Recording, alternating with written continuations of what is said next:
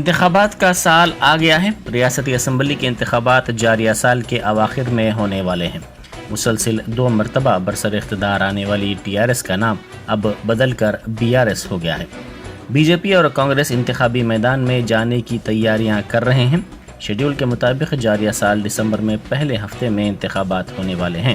تاہم اسمبلی انتخابات مقررہ وقت پر ہوں گے یا پھر پہلے ہوں گے، اس پر مباحث سیاسی حلقوں میں دیکھی جا رہی ہے۔ نئے سال کے موقع پر ایک طرف جہاں شراب کی دکانات پر خریداروں کا ہجوم دیکھا گیا تو وہیں دوسری طرف حالت نشہ میں گاڑیاں چلاتے ہوئے کئی افراد پکڑے گئے۔ اس طرح حکومت کو دونوں طرف سے آمدنی حاصل ہو رہی ہے۔ عوام کو اس بارے میں سوچنے کی ضرورت ہے اور یہ آج کا سوال ہے۔ اسی دوران شہر کے کئی شراب خانے اور شراب کی دکانات کل رات دیر گئے تک کھلی رہیں۔ حکومت نے مزید 4 تقرراتی اعلامیے جاری کیے۔ ان اعلامیوں کے مطابق محکمہ بلدی نظم و نسق میں 78 جائیدادوں کی بھرتی کے لیے TSPSC کی جانب سے جاری کردہ اعلامیہ بھی شامل ہے۔ ان میں 64 senior accountant, 13 junior accountant, 1 account officer کی جائیداد شامل ہے۔ ان جائیدادوں پر بھرتی کے لیے درخواستیں 20 جنوری سے 11 فروری تک طلب کی گئی ہیں۔ اسی طرح محکمہ تعلیم میں لائبریرینز کی 71 جائیدادوں پر بھرتی کے لیے اعلامیہ جاری کیا گیا ہے۔ انٹر کمشنریٹ میں 40 لائبریرینز کی جائیدادیں، تکنیکی تعلیم میں 31 لائبریرین کی جائیدادوں پر بھرتی کی جائے گی۔ اس کے لیے TSPSC کی جانب سے 21 جنوری سے 10 فروری تک درخواستیں طلب کی جا رہی ہیں۔ اسی طرح کالج ایجوکیشن کے محکمہ میں 544 جائیدادوں پر بھرتی کے لیے TSPSC کی جانب سے اعلامیہ جاری کیا گیا ہے۔ ڈگری کالجوں میں لیکچررز، فزیکل ڈائریکٹرز، لائبریرینز کی جائیدادوں پر بھرتی کی جائے گی۔ اس کے لیے 31 جنوری سے 20 جنوری تک درخواستیں طلب کی جا رہی ہیں۔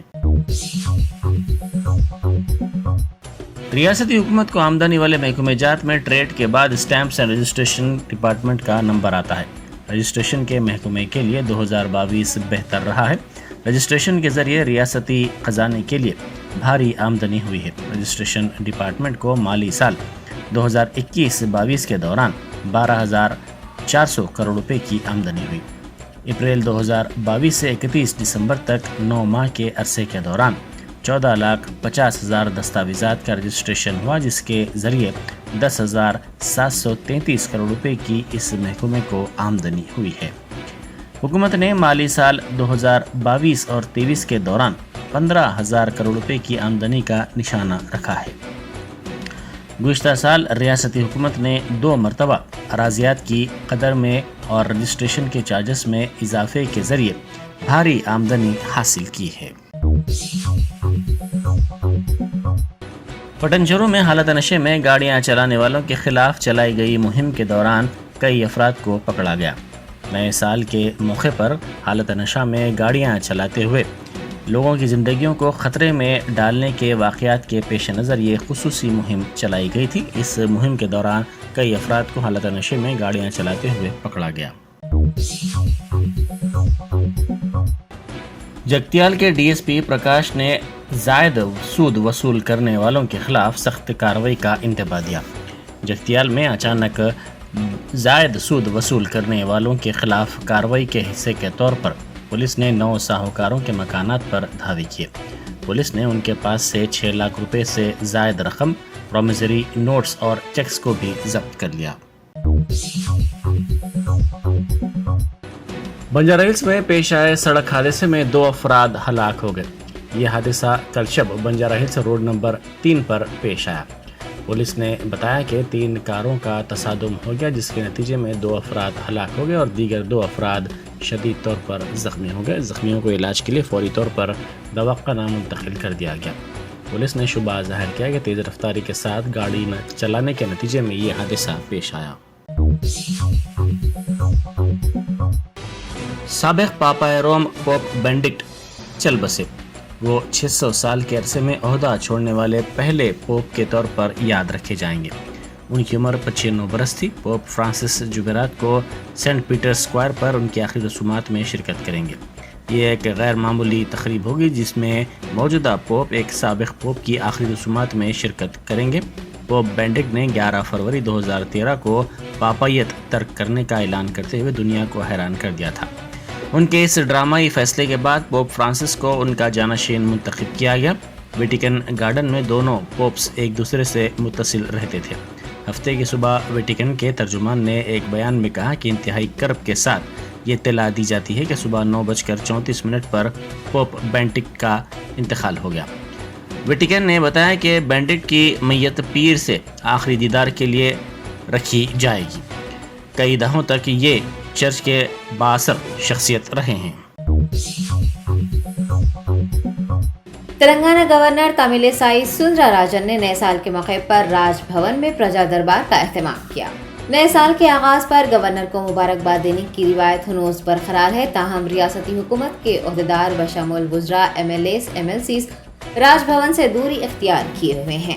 تاہم نئے سال کی تقریبات راج بھون میں شاندار پیمانے پر منعقد کی گئی ہیں۔ اس موقع پر ہینڈلوم ساڑیاں بھی نمائش کے لیے رکھی گئی۔ مختلف شعبوں سے وابستہ افراد نے گورنر تلنگانہ سے ملاقات کرتے ہوئے انہیں نئے سال کی مبارکباد دی ہے۔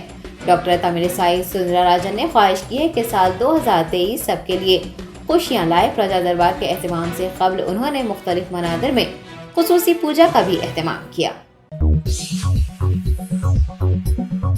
وزیر بلدی نظم و نسق کی تارک راما راؤ نے کوتاگوڑا اور کونڈاپور جنکشن کے درمیان بوٹانیکل گارڈن فلائی اوور کا افتتاح کیا۔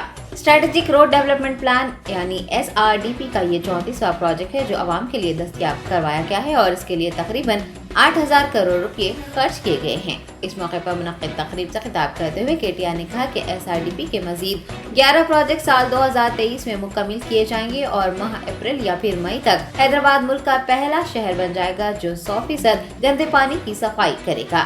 افتتاحی تقریب میں وزیر تعلیم پی سویتا اندرا ریڈی، چیوڑلہ MP رنجیت ریڈی، عظیم تر بلدی حیدرآباد کی میئر جی وجے لکشمی، شیرلنگم پلی رکن assembly A Gandhi, corporators, municipal corporation commissioner DS Lokesh Kumar و دیگر نے شرکت کی۔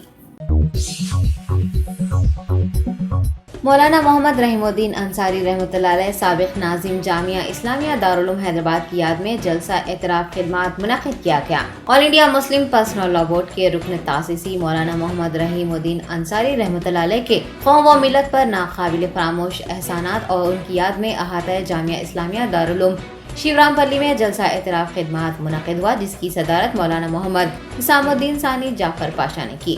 مہمانان خصوصی صدر کل ہند مجلس اتحاد المسلمین بیرسٹر اسد الدین اویسی، مولانا شاہ محمد جمال الرحمان، مولانا مفتی خلیل احمد، مولانا مفتی سید ضیاء الدین، مولانا خالد سیف اللہ رحمانی، مولانا مفتی غیاث الدین رحمانی کے علاوہ مولانا غیاث احمد رشادی و دیگر علماء اکرام نے اس جلسے سے خطاب کیا۔ مہمان خصوصی کے ہاتھوں تذکرہ انصاری کا رسم اجرا بھی کیا گیا۔